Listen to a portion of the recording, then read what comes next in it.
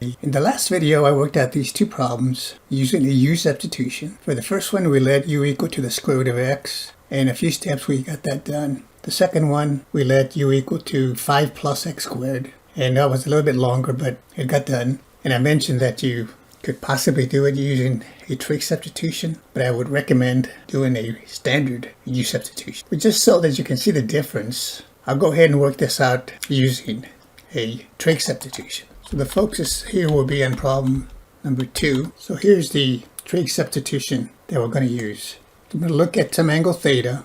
So there's my right triangle. So I'm looking at this as the radical 5 squared is 5. So it's like a squared plus x squared here if you want. And that's why I have this diagram. So notice if I say tangent of theta is equal to x over radical 5, then the square of the hypotenuse will equal to the sum of the squares of these two sides here.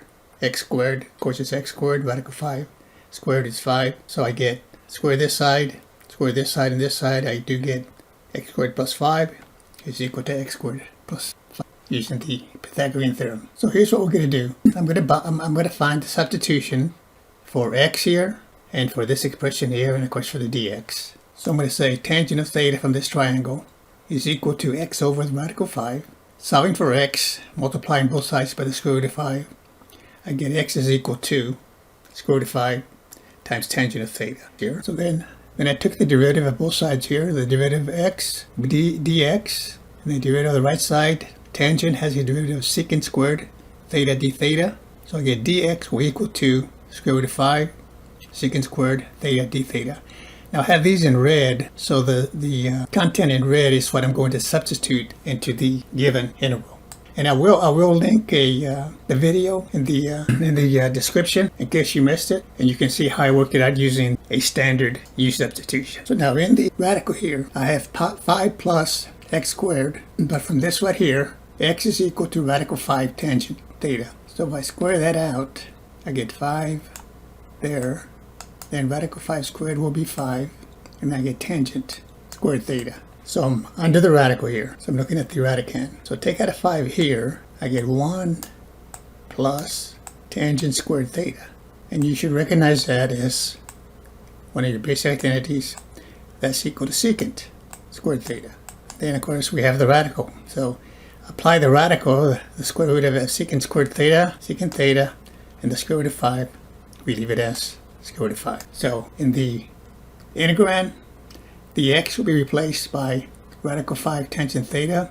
Dx is replaced by radical 5 secant squared theta d theta. And of course the radical expression will be replaced by radical 5 secant theta. So let's go to this expression right here. So here we have the x is replaced by radical 5 tangent theta. That's to the 5th power. And this right here is what we got for the radical expression. That's what here after we made the substitution for x. And then the dx comes out to this. Radical 5 secant squared theta d theta. And now we just do the multiplication. So this is taken to the 5th power. So radical 5 to the 5th power is 5 to the 5 over 2 power. And then we have radical 5 times radical 5. So we're doing the numbers first here. That's just 5. And then the product of these two gives me 5 to the 7/2. We get that. And then it's tangent to the 5th. That's right here. And we had secant theta and secant squared. That gives me secant cube theta. And of course I got the theta d theta. So we got that. So we're kind of simplifying the integrand.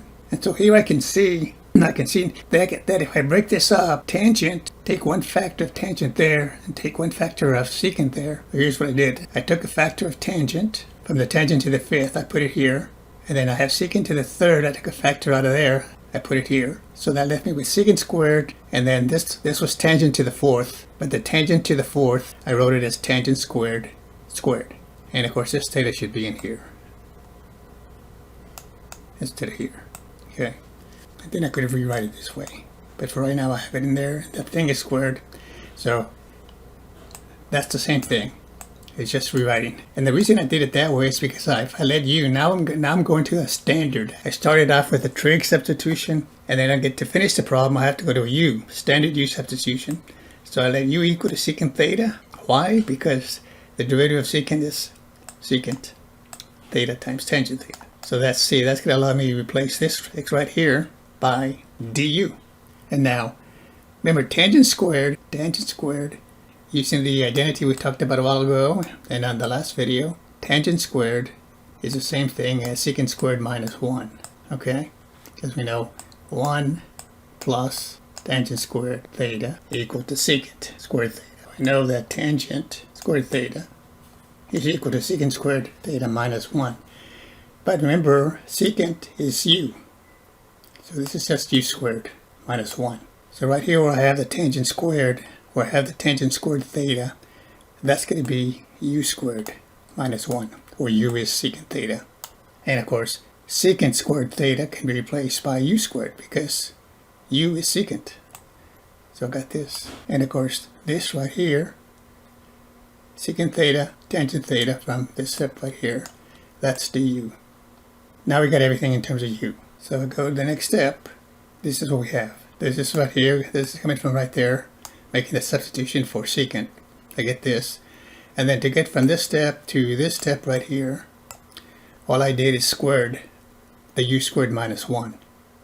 So u squared minus 1 squared is u to the 4th minus 2u squared plus u squared, but then I multiply by u squared. That gives me this right here. And the 5 to the 7 halves, I have it out in front. Everything's in terms of u now. We integrate with respect to u. I still leave the 5 to the 7 halves in front, and then we use the power rule for integration, add 1 to the 6 and divide. So that's u to the 7th over 7 minus, on this one here, add 1 to the 4, that's 5, divide by 5. Got minus 2 fifths u to the 5th, or minus 2 or 5 u to the 5th.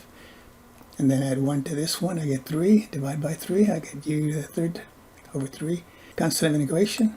And that's pretty much it, other than going back and making the substitution. So what do we let u equal? Well, u is equal to secant theta. So then I go back, where I have the u, I put a secant. Okay, so there I have it. But what I did here, I could have done it this way. I said right here, here's a secant. Secant theta, secant theta, secant theta. Okay, so from our substitution, u is equal to secant theta. But what is secant theta? Let's go back to the triangle. Secant hypotenuse over the adjacent. So secant of theta is the square root of 5 plus x squared over the adjacent side is the square root of 5. So in the setup that I just showed you, everywhere I have a u, I replace it by this expression right there. Okay, that's secant theta, and remember, secant is equal to u. So we clear this, and we come back over here. So again, here, I already did the integration right here. So here's a u to the 7th over 7 minus 2u to the 5th over 5 plus u to the 3rd over 3. So here it is. Put parentheses, and where the u would go, I put in the square root of 5 plus x squared over 5. The next one, the same thing.